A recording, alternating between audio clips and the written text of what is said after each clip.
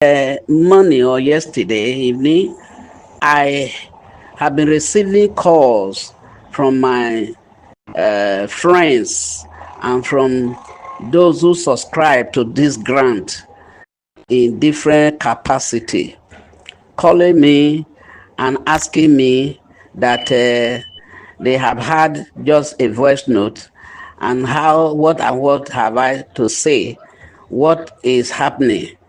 Is it true that the grant is not real? Is it true that the grant is a mirage? Is it true that the grant is a fraud? Is it true that the grant is scam? We have all been scammed. Can it be true? Is it true that there is no money in this project and that those who are spearheading the whole thing, they are lying, they are deceiving us? Is it true? What's your opinion? What do you say? Different people have been calling me to find out from me what I have to say. Well, what I'm going to say now is not based on the grant that because I register people, I don't want them to get heart attack. I don't want them to be having one problem or the other. That is why I just came up. No, God knows. God knows my heart. I'm not in that level at all.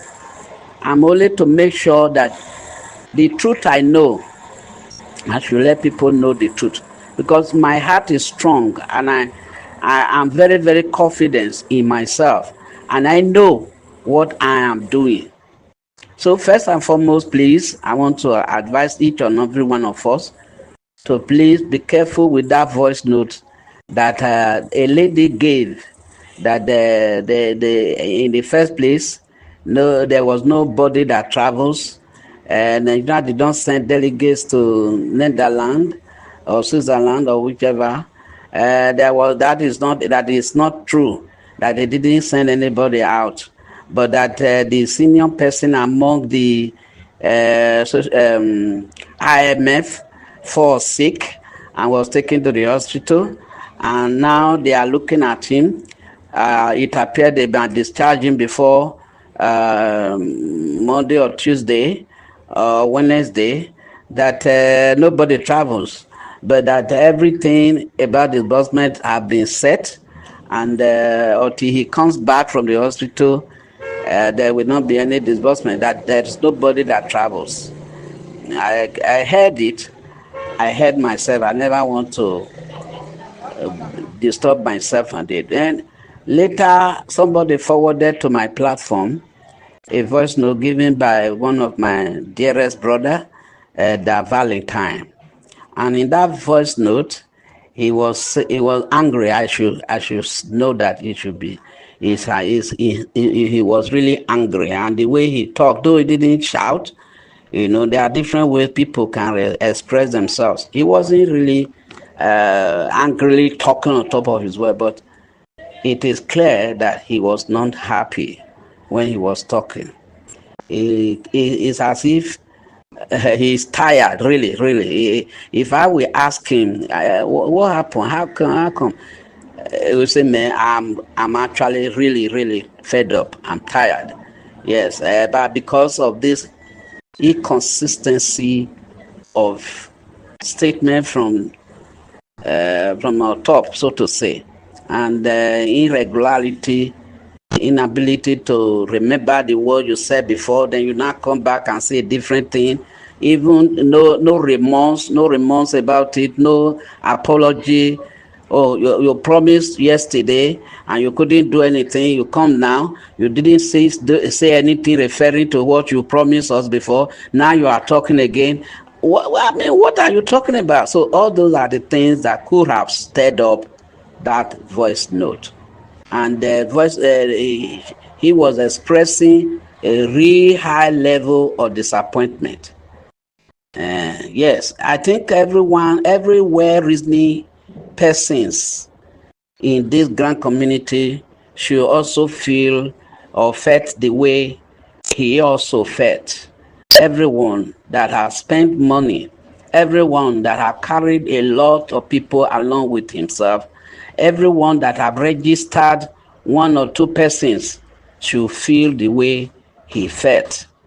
And the only thing I really did not subscribe with him is the statement that the whole thing is turning out to be a scam or a kind of, fraud, and his advice to all the subscribers to go back to their NGO who they subscribe to and demand for their refund. I do not subscribe to that. It's out of not being settled and disturbed and disappointed that that statement came up. Now, I want to really explain what my sister or Madam Ngozi Israel said. Looking at things, you must understand that even you, whoever you are that is listening to me now, listen. There are things you say. You do not even know what is going to happen the next day or today. I call it unforeseen circumstances. No, when you are giving a word, you have to be able to see things. But no matter how careful, how intelligent you are, you may not be able to see the unforeseen. That is one of the problems I discover in this grand ecosystem. There are things that people could believe or assured now, but before you know it, the person that gives you that assurance may eventually found that it isn't exactly as he said, and that there is something that they didn't know that was going to come up that eventually came up, and because of that, there is this kind of shifting without apology.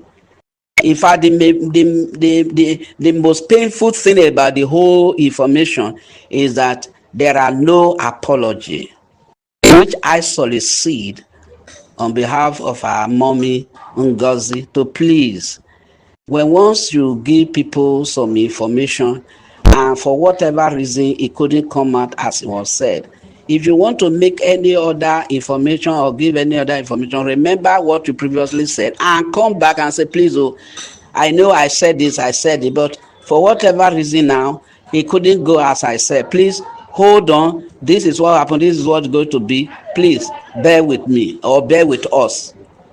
That will go a long way to calm the mind of all that were in trouble. Because I see a situation where so many people are depending on this grant.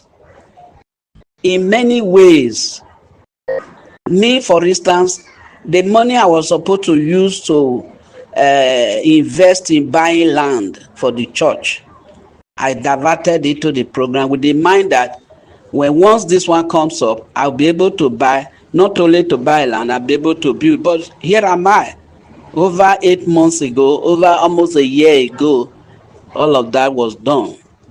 And now somebody that I even subscribed through want to come and talk. At the time I was spending that, he gave she came out and said, look, the people are all my admin, please listen to me, nobody should register anybody again. I can see that a lot of people are dying, a lot of people are perishing. Please, hunger is in the land, let's stop and let's go and disburse to all people because there is hunger in the town. Oh my God, you can just think what I did. I rushed to the bank. The little money that was with me, that was in the bank, I withdrew everything. I went to pump it into that, grant, expecting that within the next, because it is herself, the country director herself, that made such statement, and I was moved. I say, no, what am I going to do if the money remain in the account and now I did not subscribe very well, then the money come in and I will be where, no, let me go in. I went and emptied my account and subscribe for such a grant. I even begged the admin to please, the ICT man, I begged him before he allowed me to go and pay the money. Over 8 months ago. And from time to time, the woman will still come out on the on the platform and say, oh, my people, see, he will still be giving you abba. As far as I am concerned, somebody like me, I am very, very disappointed over that woman. Until later I came to realize that she may have been saying that fact based on the promise given to her. But unfortunately, the unforeseen came and manifested.